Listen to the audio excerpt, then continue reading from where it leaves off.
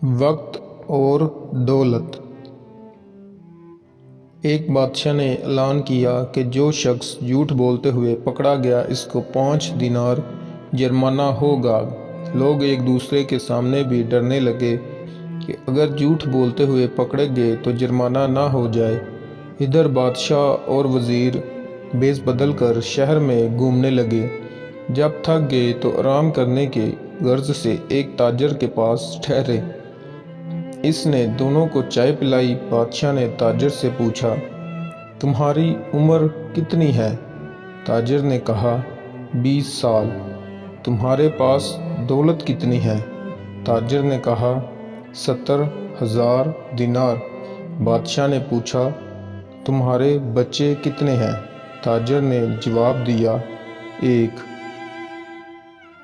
वापस आकर उन्होंने सरकारी दफ्तर में ताजर के क्वाइफ व जायदाद की पड़ताल की तो इसके बयानात मुख्तलिफ थे। बादशाह ने ताजर को दरबार में तलब किया और वही 3 सवालात दोहराए। ताजर ने वही जवाबात दिए। बादशाह ने वज़ीर से कहा, इस पर 15 दिनार जुर्माना आयद कर दो और सरकारी ख़जाने में जमा करवा दो, क्योंकि इसने 3 झूठ बोले हैं। सरकारी कागजात में इसकी उम्र 35 साल है, इसके पास 70,000 दिनार से ज़्यादा रकम है और इसके 5 लड़के हैं।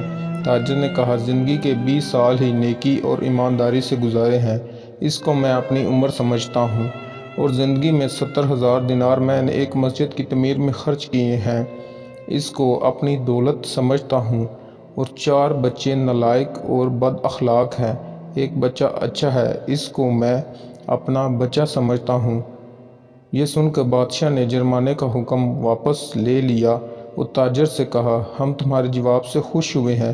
वक्त वही शुमार करने के लायक है जो नेक कामों में गुजारा जाए। वक्त वही, दौलत वही काबिल एतबार है जो राह खुदा में खर्च हो, और औलाद वही है जिसकी आदतें नेक हों। थैंक यू गाइस, मिलते हैं नेक्स्ट वीडियो में। तब तक के लिए अल्लाह हाफिज़। वीडियो अच्छी लगी हो तो चैनल को सब्सक्राइब कर लें। शुक्रिया।